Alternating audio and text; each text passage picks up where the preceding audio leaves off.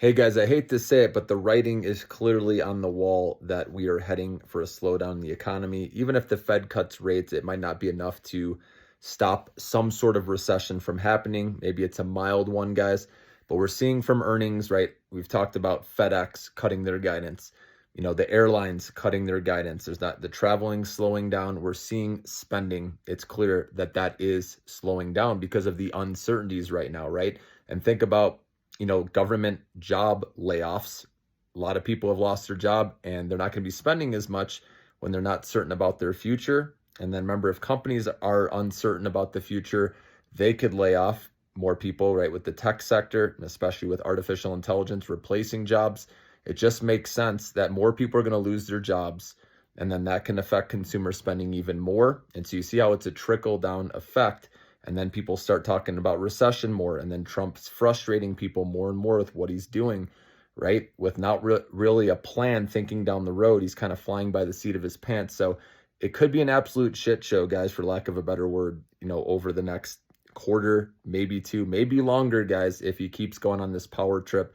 And if, people from other countries pull their money out of the US market because they're pissed off at what Trump is doing. Okay, I could see that happening. And so you just have to, right, hope for the best, prepare for the worst, or plan for the worst. And we're not on a good path right now. There's not a lot of catalysts. And this is why I'm saying, unless you're short selling, right, or doing put options on the market, if you're buying, you got to be very selective with your entry points, again, if you're day trading. But long term, just know stocks can go a lot lower than people think. If you zoom out on the chart and look how much we went up over the last couple of years, this is just a blip still, guys. We could easily go down a whole nother level, which would make people panic even more. And we know it just gets worse, when fear turns into panic, right? And then it's lots of selling. Okay. So that's what's possible. I'm not trying to put fear in you. I just want to state the reality of what we're seeing, guys. All signs are adding up. Now, the economy might look okay at first, on next month's readings for this month, because remember, with these tariffs going into effect, a lot of companies are buying their products before the tariffs go into effect because they know costs are going to be higher. And so that's why when we see the data for next month showing this month, it might look good still, but then it's after that, right? So like May's report for April is when things are going to start looking weaker. And that's where by the summer, it could be getting really bad. And remember, a recession is categorized or classified as 2 quarters in a row of negative GDP growth year over year.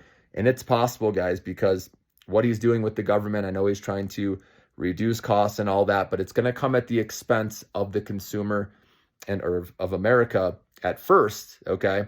And unfortunately, it's going to be the lower class folks that get hit the hardest, okay? Now, tax cuts maybe help out down the road, all right? But for right now, guys, there's a lot of hurdles to overcome, a lot of uncertainty. Remember, there's nothing the market hates more than uncertainty.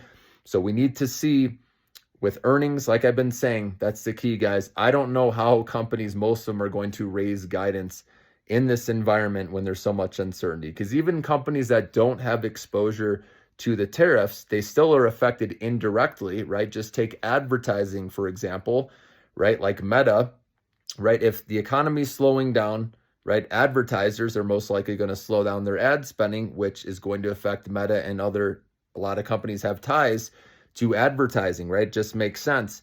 And Meta, for example, 99% of their revenue comes from advertising. And maybe it's a little lower than that now. Okay, but either way, guys, just remember that trickle down effect indirectly can affect many different companies. So keep your cash. Make sure you do have cash on the sidelines in case things really want to go lower, in case, some sort of mild recession does happen, okay? And if we get those great opportunities later with those AI names, those big themes, that's still not going away, guys. Like I said, just can get uglier before it gets better, okay? But these AI is not going away. Remember those AI-related names. Again, what we have in the Millionaire Maker portfolio, I'm confident, like I said, holding these 5+ years, we're still going to come out really good on the other end. But it's just, like I said, the next couple quarters, guys, that can get interesting. So just wanted to not sugarcoat it, right? I keep it real with you guys. And so that's what I think. We will take advantage of opportunities, though, when we get oversold levels. And like, for example, tomorrow, if PCE inflation does come in lighter than expected, I'll jump in the upstart, play that one up, and then get out, okay? Just make a quick buck. And that's one I like because, being in loans, I can see loan volume growth, going up because more people needing to take out personal loans, right? If consumer spending slows. And HELOCs, home equity lines of credit, we've talked about that. People tapping into their home equity to continue to spend to help out. So luckily, that's something that could hold up consumer spending. We've talked about buy now, pay later as well. So there are options, but how long does that hold up, right? So, but we'll see how things shake out, guys. I'll keep you posted, but have a good night.